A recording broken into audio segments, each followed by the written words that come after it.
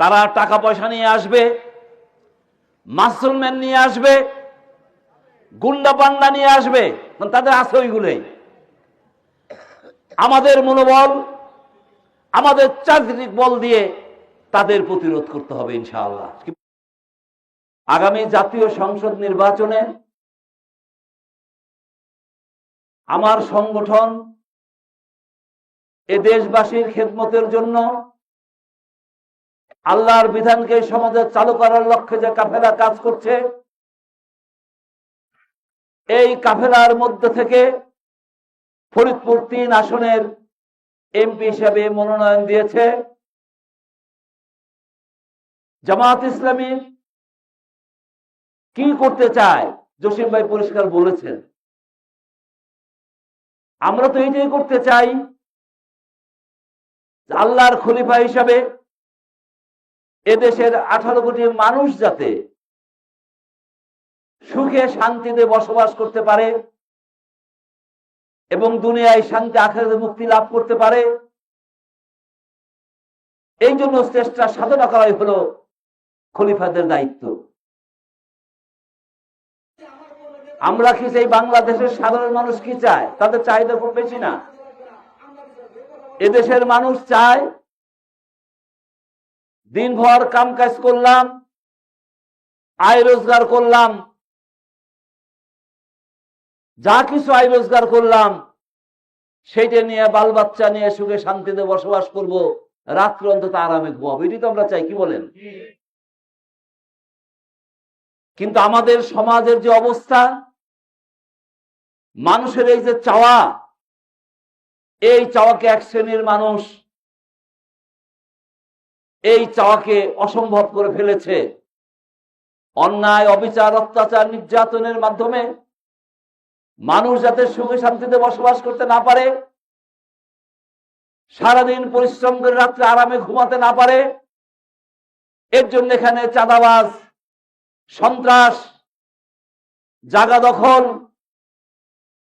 আপনার ভূমি দখল, হাটঘাট দখল, এই সমস্ত কর্মকাণ্ডের মাধ্যমে শাসক শ্রেণীর সহযোগিতায় এক শ্রেণীর উদ্ভব হয়েছে, তারা এই কাজগুলো করে বেড়াচ্ছে। ঠিক কিনা? বিগত 54 বছর আমরা দেখেছি এই ধরনের চাঁদাবাজ, অন্যায়, অবিচার, অত্যাচার, নির্যাতন করার যে লোকেরা শাসক গোষ্ঠীর সহযোগিতায় তারা এই কাজগুলো করে আসতেছে, সাধারণ মানুষ প্রতিরোধ করতে পারে না। বাংলাদেশ জামাত ইসলামী এই সিদ্ধান্ত নিয়েছে, যদি আমরা জনগণকে সাথে নিয়ে এই পচা জঘন্য সমাজ ব্যবস্থাকে সরিয়ে দিয়ে আল্লাহর বিধানকে চালু করতে পারি, তাহলে এই অন্যায়, অবিচার, অত্যাচার, নির্যাতন সবকিছু উৎখাত হয়ে যাবে এবং মানুষ সুখে শান্তিতে বাস করবে। এই জন্য আল্লাহর দিন, আল্লাহর জমিনে বিজয়ী হওয়া অত্যন্ত জরুরি। আপনার কাছে একটা অনুরোধ থাকবে, জাতীয় সংসদ নির্বাচনে আমি মনে করি আপনারা যে কয়জন এখানে উপস্থিত আছেন, তারা যদি সিদ্ধান্ত নেন, কোন অপশক্তি, কোন মানব রচিত মতবাদের ধারক বাহক যারা, তারা আমাদেরকে পরাজিত করতে ইনশাল্লাহ পারবে না। কি বলেন? ঠিক কিনা? আপনারা ঐক্যবদ্ধ থাকবেন, সকলে মিলে নিজের পরিবার, আত্মীয় স্বজন, বন্ধু বান্ধব, পাড়া প্রতিবেশী সকলের কাছে ছুটে যান এবং দাঁড়িপাল্লার পক্ষে দুর্বার একটা আন্দোলন সৃষ্টি করেন। দেখবেন অপশক্তি আমাদের কাছে চান্স পাবে না।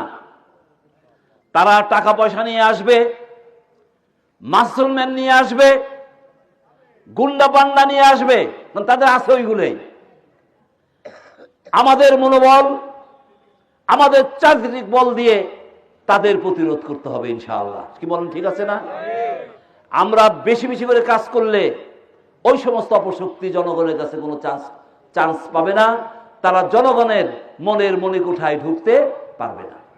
এই জন্য আপনার অনুরোধ জানাচ্ছি, সর্বশেষে আর একটা কথা বলবো, যারা তস্কর, যারা দুষ্কৃতিকারী, যারা মনে করে কয়টা হুন্ডা কয়টা গুন্ডে ইলেকশন ঠান্ডা অতীতে যারা মনে করেছে, তারা সেই অপচেষ্টা আবার করতে পারে। এই জন্য আপনাদের হুঁশিয়ার করতে চাই, প্রত্যেক কেন্দ্রে আমাদের এমন মজবুত ঘাঁটি করতে হবে সাধারণ জনগণকে নিয়ে, যাতে সাধারণ জনগণের স্লোগানের কারণে ওই অপশক্তি ভীত সন্ত্রস্ত হয়ে এলাকা ছেড়ে পালিয়ে যায়। এই ঐক্যবদ্ধ আমাদের থাকতে হবে। তা আমি আপনাদের সকলের কাছে দোয়া চেয়ে এবং মাঠে ময়দানে তৎপর থাকার আহ্বান জানিয়ে, নির্বাচনী কাজে শ্রম, সময়, অর্থ ব্যয় করার আহ্বান জানিয়ে আমি আমার কথা শেষ করছি। আসসালামু আলাইকুম ওয়া রাহমাতুল্লাহি ওয়া বারাকাতুহু।